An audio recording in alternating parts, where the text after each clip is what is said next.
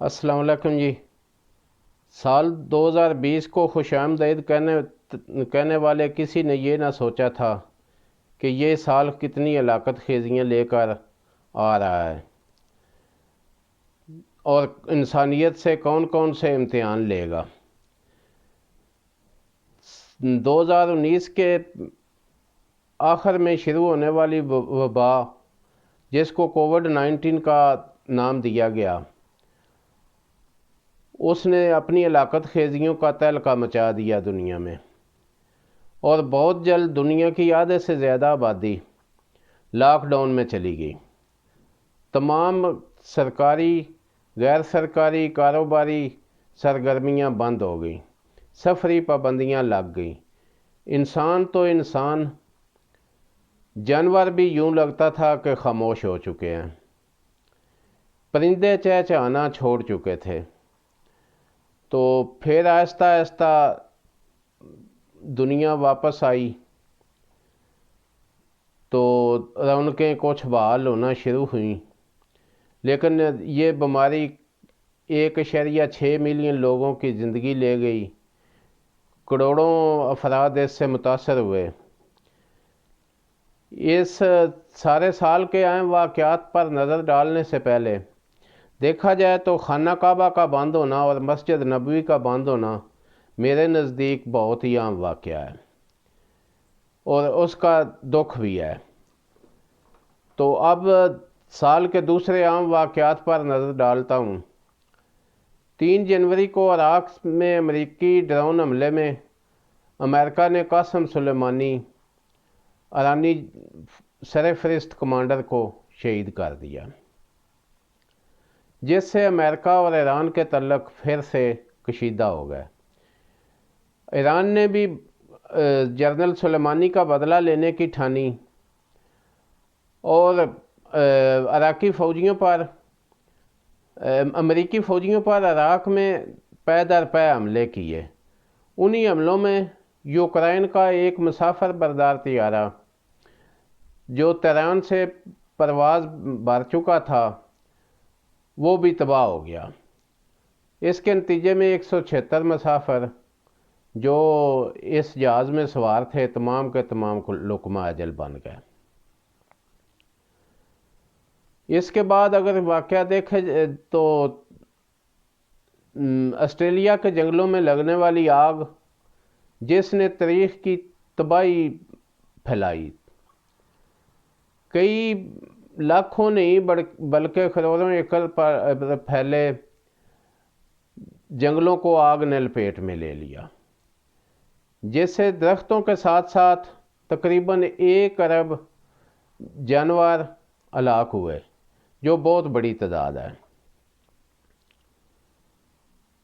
اس کے بعد 31 جنوری کو برطانیہ دیکھیں نکل گیا یورپی یونین سے۔ تو یہ یورپی یونین سے نکلنے والا پہلا ملک تھا۔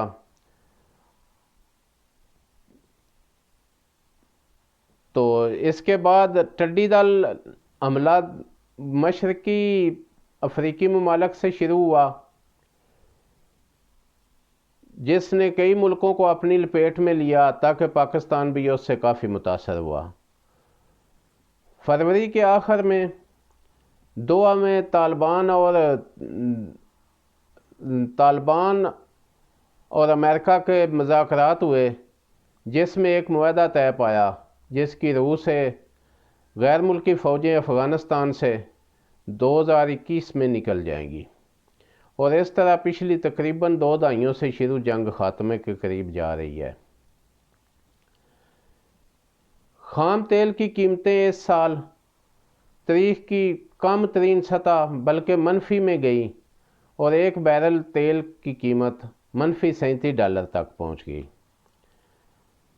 اس کے بعد عام واقعہ جارج فلائیڈ کی ہلاکت، جو ایک سیاہ فام تھا، پولیس کے ہاتھوں اس کی ہلاکت ہو گئی، جس کے بعد بے شمار احتجاج شروع ہوا، جو کئی شہروں تک پھیل گیا۔ ان احتجاج میں کئی عام شخصیات کے مجسموں کو گرا دیا گیا۔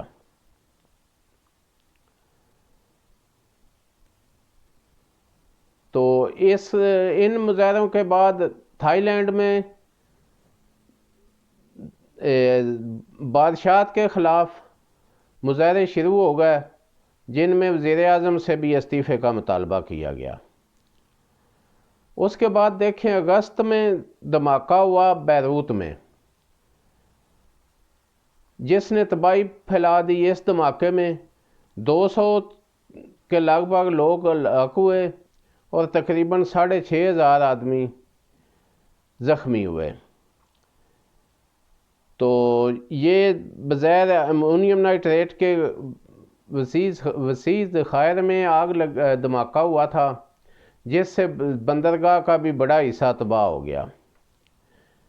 اس کے بعد اگر دیکھیں تو صدر ٹرمپ کی شکست وہ عام واقعہ ہے اس سال کا، جو صرف اب ایک ٹرم ہی صدر رہ سکا، دوسری ٹرم ہار گیا۔ یہ کافی سالوں بعد ایسا ہوا کہ کوئی امریکی صدر اپنی پہلی ٹرم کے بعد ہی ہار جائے۔ تو جو بائیڈن نے اس کو 7 لاکھ ووٹوں سے شکست دی، لیکن یہ شکست ابھی تک صدر ٹرمپ کو ہضم نہیں ہو رہی۔ ناگورنو کاراباخ کا واقعہ اس سال کا عام ترین واقعہ ہے، جس پر آرمینیا اور آذربائیجان کی جنگ ہوئی۔ اس جنگ میں بھی ہزاروں افراد لقمہ اجل بنے۔ اس کے بعد اگر عام واقعہ دیکھیں تو چاند پر جھنڈا لہرانے کا چائنا کا واقعہ بہت عام ہے۔ اس سے پہلے امریکہ نے دعویٰ تو کیا ہے کہ اس نے چاند پر جھنڈا لہرایا ہے، لیکن اس کی شائع کی ہوئی تصویریں کافی مبصر مشکوک قرار دیتے ہیں۔ تو چائنا نے نہ صرف وہاں جھنڈا لہرایا، بلکہ یہ بھی دعویٰ کیا ہے کہ انہوں نے ایسا جھنڈا تیار کیا ہے کہ جو چاند کے موسم کے خلاف قوت مدافعت رکھتا ہے اور اپنا رنگ کئی سال تک بحال رکھے گا، بلکہ چاند کی مٹی لانے میں بھی کافی مقدار میں کامیاب ہوا۔ تو اب سال اپنے اختتام کی طرف جا رہا ہے، اور اگر اس وقت دیکھا جائے تو بھارت میں جو کسانوں کا احتجاج چل رہا ہے، دنیا کی نظریں ادھر ہیں۔ یہ بہت عام واقعہ ہے، کیونکہ بھارت کی حکومت نے جو قوانین کسانوں کے لیے لائے ہیں وہ انتہائی ظالمانہ ہیں۔ تو ان کے خلاف کسان سراپا احتجاج ہیں۔ دہلی اس وقت شدید دھرنوں کی لپیٹ میں ہے، اور کئی لاکھ افراد دہلی میں دھرنا دیے بیٹھے ہیں۔ تو آگے دیکھیں کیا ہوتا ہے۔ دعا ہے نیا سال اللہ تعالیٰ سب پر مہربانیاں فرمائے اور سب کے لیے نیا سال خوشیاں لے کر آئے۔ اللہ حافظ جی، پھر ملیں گے۔